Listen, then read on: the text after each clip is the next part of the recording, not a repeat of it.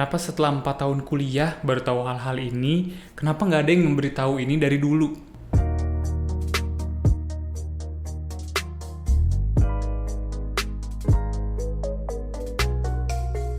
Hai semua, gue Arik. Gue baru aja menyelesaikan studi gue di S1 Sarjana Arsitektur. Dan setelah 4 tahun kuliah, ada banyak banget hal yang gue pelajarin dari segi skill arsitekturnya, dari ilmunya, banyak banget yang dipelajarin sih. Dan ada banyak hal yang gue bisa lakukan lebih baik kalau misalkan gue tahu hal ini lebih dulu. Jadi gue ingin membantu kalian yang nonton, mungkin calon mahasiswa baru, atau emang mahasiswa baru arsitek, mumpung masih semester awal-awal nih, gue pengen sharing apa sih yang gue dapatkan setelah 4 tahun, tips and triknya, dan gimana caranya biar nggak begadang terus. Yang pertama, belajar arsitektur artinya mempelajari berbagai bidang ilmu lain. Gue suka mengambil diagram dari Nery Oxman. Dia diagramnya bagus banget menjelaskan segala hal aspek yang dipikirin. Ini adalah gabungan antara art, science, engineering, and design. Dan di bidang-bidang tersebut ada sub aspeknya lagi, kayak culture, nature, knowledge, dan lain-lain. Semuanya itu gabungan dipikirin untuk menciptakan satu produk, contohnya produk arsitektur. Tentunya ada yang ilmu arsitektur itu sendiri khusus gitu ya, tapi sebagian besar tuh ilmunya comot-comot dari bidang ilmu lain. Tips and triknya adalah semangat untuk belajar terus, karena lo akan mempelajari banyak hal lain. Kelebihannya ntar lu ngobrol sama temen-temen lu jurusan apapun nyambung, yakin, percaya sama gue. Hal kedua yang seharusnya gue tahu lebih dulu adalah jalan-jalan itu belajar, maka seringlah jalan-jalan. Maksudnya gini, dalam hal desain itu punya preseden itu penting banget. Preseden menurut KBBI adalah hal yang telah terjadi lebih dahulu dan dapat dipakai sebagai contoh. Jadi dengan kita memperbanyak jalan-jalan, kita sering lihat bangunan-bangunan, kita sering lihat contoh-contoh lain, jadi kita punya banyak referensi. Jadi dengan punya banyak referensi, kita punya banyak contoh yang bisa kita aplikasikan gitu loh. Dan hasilnya membuat pekerjaan kita jadi lebih mudah karena kita tahu, oh di sana pernah kayak gini, oh di sana pernah kayak gini. Dan akhirnya gue bikin seperti ini. Amati, tiru, modifikasi. Nah kalau misalkan kita jarang mengamati, apa yang kita tiru dan modifikasi, bingung kan? Nah jadinya kita harus sering mengamati, harus sering jalan-jalan. Yang ketiga itu adalah manage stress. Stress itu bukan sesuatu yang negatif loh sebenarnya. Stress itu ada dua jenis. Ada jenis yang positif, stress yang baik. Ada yang negatif, stress yang buruk. Jadi dalam lo bisa berkembang itu lo butuh stress. Kalau sesuatu itu sangat mudah dilakukan, gak ada stresnya, jadi lo gak berkembang. Jadi gini penjelasan gue. Stres itu muncul karena skill lo itu belum cukup untuk mencapai ekspektasi yang dituju. Nah, gap ini, range-nya ini adalah stres yang timbul. Jadi kalau misalkan gap-nya itu terlalu luas, stres lo terlalu besar dan lo bakal breakdown. Tapi kalau stresnya terlalu kecil, lo nggak ada challenge, jadinya lo nggak ngerjain, lo jadi males-malesan.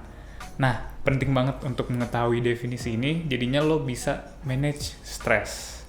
Jadi ingat, jangan terlalu kecil stresnya, jangan terlalu besar stresnya. Jadi cari mana yang pas di lo, stres yang nggak begitu besar, nggak yang begitu kecil. Berteman dengan stres. 4 adalah perbanyak nongkrong dan perbanyak diskusi. Mirip kayak poin 2 dan 3, ini agak counter intuitif, kayak bener nggak sih? Cuma percayalah itu akan membantu perjalanan lo. Emang jalan-jalan itu kayak kesannya bertolak belakang dengan produktivitas, dan nongkrong, diskusi juga bertolak belakang dengan produktivitas, tapi itu membantu meningkatkan skill desain lo dan skill penyajian juga. Bayangin lo udah sering jalan-jalan, udah punya banyak referensi, tapi lo bingung bagaimana cara mengolah referensi ini menjadi ide yang pas dengan project lo.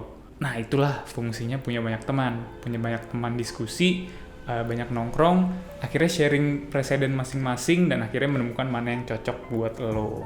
Dan punya teman untuk bekerja sama, belajar bareng, diskusi, habis itu nugas bareng itu sangat menguntungkan karena akan saling bantu. Lagi pula zaman-zamannya begadang, zaman-zamannya bego-begoan bareng, itu hal-hal yang memorable banget, bisa gue inget sampai kapanpun dan itu seru banget sih kalau diinget lagi, cuman nggak pengen gue ulangin, tapi seru. Nah, ngomongin soal begadang, itulah nomor 5. Lo bisa berjuang tanpa begadang. Gak semua hal itu harus dibegadangin, apalagi studio perancangan. Gue baru menyadari hal ini di semester 6, itu udah menuju tingkat akhir, bahwa gak semua hal itu harus dikerjakan begadang. Tergantung lo bagi waktunya dan pilihan lo. Jadi begadang itu adalah pilihan. Tentukanlah problem lo apa nih yang bikin lo begadang.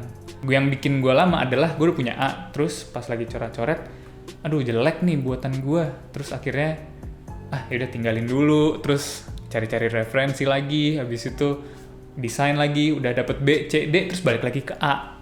Gue sering kayak gitu. Nah mungkin ini problemnya beda-beda tiap orang solusinya, jadi cari tahu sendiri. Tapi gue percaya kalau lo bagi waktu dengan benar, terus lo plan scheduling yang benar, direncanakan lah apa yang harus dikumpulkan dan lain-lain, gue percaya nggak semua hal harus dibegadangin. Nah buat nomor 5 ini gue punya tips sendiri dari gue. Ini yang membuat gue suka dicengin sama temen-temen, karena biasanya suka dicengin pasti kerjaan gue udah kelar gitu. Ini buat teman-teman yang nonton emang lo ya. Jadi ini cara gue, kalau misalnya cocok silakan ikutin, kalau enggak jangan diikutin. Tapi cara gue adalah gue punya deadline sendiri. Jadinya gue harus mepetin deadline yang ada. Jadi misalnya deadline itu seminggu, gue harus bikin deadline-nya 3 hari dan gue bagi-bagi di seminggu itu. Itu sama aja kayak misalnya gue procrastinate dan akhirnya ngerjain H-3. Sama aja, ini kayak efek yang gaspol yang sama, tapi gue bagi di 3 hari dalam seminggu. Sama aja kayak ngerjain H-3 energinya. Jadinya gue punya prioritas untuk ngerjain hal-hal lain juga nggak ada yang tertinggal gitu. Karena emang kadang kita mikir kalau deadline-nya 7 hari, berarti kita punya 7 hari buat ngerjain. Padahal enggak. Kalau misalnya kita potong jam tidur, jam istirahat, jam makan, jam nongkrong, jam keperluan pribadi lain-lainnya, mungkin lo cuma punya 4 hari, 5 hari yang efektif buat ngerjain sebenarnya totalnya ya. Dengan mempersingkat deadline, gue bisa men-trigger diri gue untuk kerja.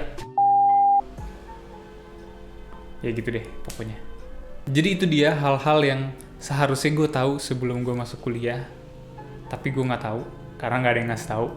Dan semoga video ini bisa membantu calon maba di sana, atau emang udah maba bisa terbantu, mungkin lagi kesulitan sekarang.